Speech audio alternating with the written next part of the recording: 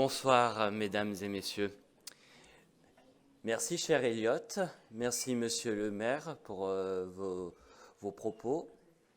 Il me vient l'honneur de conclure ce petit tour de quartier avant de laisser la parole à notre collègue Anne Meillac pour vous faire un petit point sur la RTM.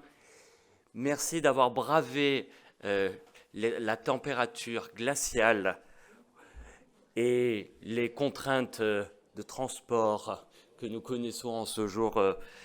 Et nous sommes ravis de vous accueillir dans cette maison. Permettez-moi de vous adresser tout d'abord mes voeux, comme ceux qui m'ont précédé, de bonne année, de santé, de bonheur et d'amour pour cette année 2023. Je tenais tout d'abord à remercier la présidence du CIQ de Sainte-Anne, avec lequel nous avons beaucoup travaillé ces derniers temps. Nous travaillons en excellente collaboration, en toute franchise également, d'un côté comme de l'autre, sur tous les sujets sur lesquels vous nous interpellez. Il n'y a pas plus tard qu'une semaine sur des emplacements des vélos de la métropole sur la place Bavrel, aux abords de la place Bavrel. Comme l'avait dit monsieur le maire, nous avons travaillé en très bonne intelligence avec vous sur l'OAP de Sainte-Anne, pas seulement avec vous, avec l'ensemble des habitantes et des habitants de ce quartier qui se sont joints aux travaux. Et nous avançons plutôt bien, comme nous avons pu le constater. Avec les CIQ, donc avec les associations, les collectifs que nous rencontrons, nous essayons de nous rendre le plus souvent disponibles possible pour être sur le terrain à votre demande, pour vous faire remonter les problèmes que vous rencontrez dans votre vie quotidienne, dans vos quartiers. Et nous essayons le plus possible d'y résoudre. Un problème que nous avons connu dans ce quartier, mais qui est assez général, c'est la question du lien social, en fait.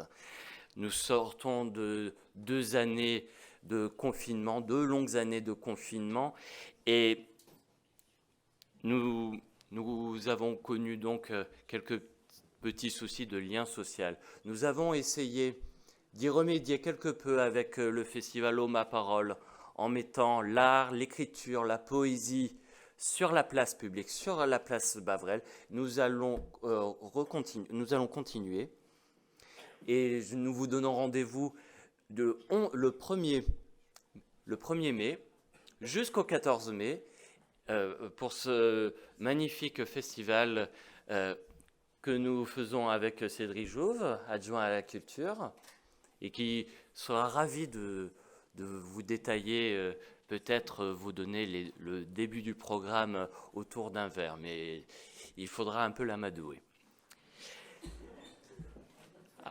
Quelques verres suffiront. Je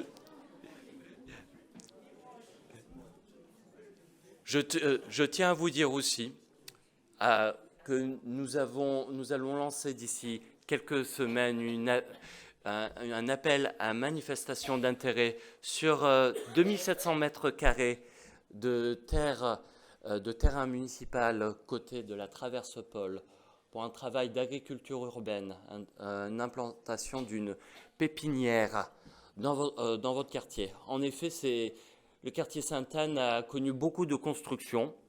Je disais que les bâtiments sont poussés comme des champignons. Cette fois-ci, on va essayer de faire pousser les champignons comme des immeubles. Et nous allons, d'ici mars, vous communiquer cet appel à manifestation d'intérêt.